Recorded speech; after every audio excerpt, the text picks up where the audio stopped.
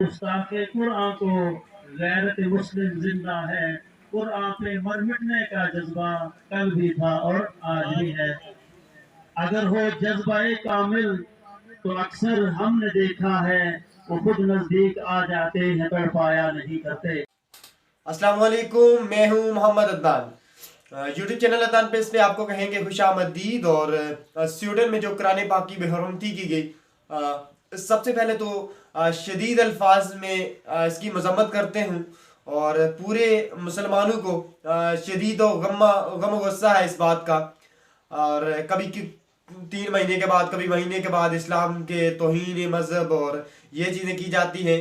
कभी साहबा कराम जब प्यारे नबी मोहम्मद मुस्तफ़ा सरवर कोनैन सल्लल्लाहु अलैहि वसल्लम पर ये गुस्ताखियाँ की जाती हैं। लेकिन ये होती क्यों है, इसकी वजह क्या है? उलमाए कराम इस बारे में क्या कहते हैं कि आखिर ये होती क्यों है और रुकेगी कैसे? ज़ाहिर हर जगह रैली और रिकॉर्ड एहतजाज कराने का सिलसिला भी जारी है।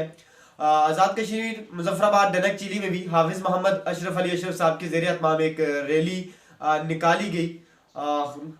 बड़ी तादाद में लोग शामिल थे। वहाँ पर भी उलमाए कराम ने भी अपना रिकॉर्ड एहतजाज करवाया। और उलमाए कराम ने वहाँ पर क्या कहा, सबसे पहले आपको वो दिखाते हैं। आज मैं तेरा जिस्म तेरे शैतान से जुदा करके उस कुरान की गुस्ताखी का बदला ले रहा हूँ। तो इंशाअल्लाह कुरान का कोई ना कोई आशिक जरूर उठेगा। बंदे के अंदर अगर ये जनता हो तो अगर व्हील चेयर पर भी हो, मस्जिद रहमतुल्लिल आलमीन के अंदर तकरीर कर रहा हो और सभी मालिक को पैगाम जाता है और मगरिब वो हिल जाता है और मगरिब की टांगें कांपना शुरू हो जाती हैं। हम आपके पीछे जाएंगे इसलिए कि शायर इस्लाम की हर तरह से हिफाजत करना एक तो रब ने अपने जिम्मे लिया हुआ है। वहाँ हम सब की ये जिम्मेदारी बनती है कि तहफ़्फ़ुज़ कुरान हो, नस्र रिसालत हो, शायर इस्लाम का कोई मसला हो, तमाम पार्टियों से बाला तर रहते हुए अपने आप को मैदान अमन में लेके आए। जी हाँ, ये थे वसीम रिजवी और अब्दुल वकील जई साहब जो अल्फाज में शदीद मजम्मत कर रहे थे। लेकिन इससे पहले जब गुस्ताखी की गई थी तो उस वक्त भी ज़ेर एहतमाम हाफिज़ मोहम्मद अशरफ अली अशरफ साहब के जो है वो ज़ेर एहतमाम रैली का निकाली गई थी। लेकिन उस वक्त उन अल्फाज का उन्होंने चुनाव किया था कि अगर शायद वो हुक्मरान सुन लेते तो हुक्मरानों के जहन में ये बात ज़रूर पड़ती कि कोई ना कोई कि वाकई इस्लाम का जज्बा क्या होता है। उन्होंने ये कहा था कि मुल्क हमारा इसलिए कायम है कि हम बड़े सख्त इक़दाम करते हैं, हमने हर रवैया इस्तेमाल करते हैं, हर ऐसा इक़दाम करते हैं कि जिससे हमारा मुल्क जो है वो कायम रह सकता है, जिसमें हम रात को सुकून के साथ सोते हैं और हमारे अफवाज जो है वो रात को जाग कर हमारा पहरा देती है, तब हम जाकर सुकून से सोते हैं। 1971 की जंग हमने 1965 की जंग हमने इसलिए लड़ी कि हमारा मुल्क कायम रहे। लेकिन इसलिए हम उस वक्त इसलिए कामयाब हुए थे कि हमने सख्त इक़दाम किए थे। एटमी बम इसलिए है कि हमारा मुल्क सेफ रहे। ये सब चीज़ें उन्होंने इस तरह से मिसाल दी थी ताकि एक समझ आ जाए। और ये भी कहा था कि अब जब जब जो गुस्ताखाना ये अमल हो रहा है तो ये तब रुकेगा जब हम इस पर सख्त रवैया इख्तियार करेंगे। ऐसा ना हो कि हम बस एक एहतजाज रिकॉर्ड कर दिया तो बात खत्म हो जाएगी। नहीं, जब तक सख्त रवैया हम नहीं रखेंगे तो ये नहीं रुकेगा। और ये बार बार होती क्यों है? जरा हाफिज मोहम्मद अशरफ अली अशरफ साहब ने क्या कहा, आइए आपको पहले वो सुनाते हैं।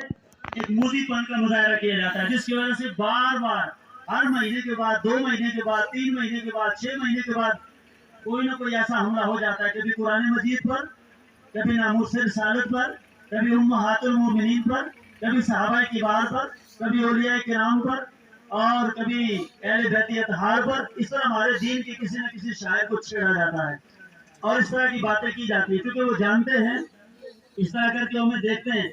आवाम तो निकल आती है, मोहब्बत का इजहार होता है, मजम्मत होती है, लेकिन बड़े बड़े बिल्कुल नहीं बोलते। तो क्या पाकिस्तान हमने इसलिए बनाया था?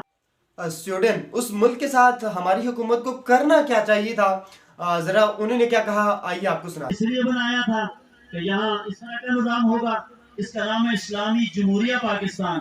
और यहाँ इस्लाम के खिलाफ कोई बात हो तो किसी को भी कबूल नहीं करना चाहिए। आए तो हमारी असम्बलियों में जल्जला आ जाता और पूरे पाकिस्तान में उलमा से हट के आम लोग जो अपनी पार्टी के एक बंदे को बचाने के लिए सड़कों पे आ जाते और गोलियां तक चला देते। पाकिस्तान बंद होना चाहिए था, यहाँ तक कि उस मुल्क के साथ, स्वीडन के साथ बाइकाट होना चाहिए था। स्मारक खाना बंद, अपना भी बंद, वापस बंदा बुला लिया जाए और उनका भी बंद कर दिया जाए, फिर तो बात बनती, उन्हें शर्म आती। और ये बार बार होती क्यों है? जरा हाफिज मोहम्मद अशरफ अली अशरफ साहब ने क्या कहा, आइए आपको पहले वो सुनाते हैं।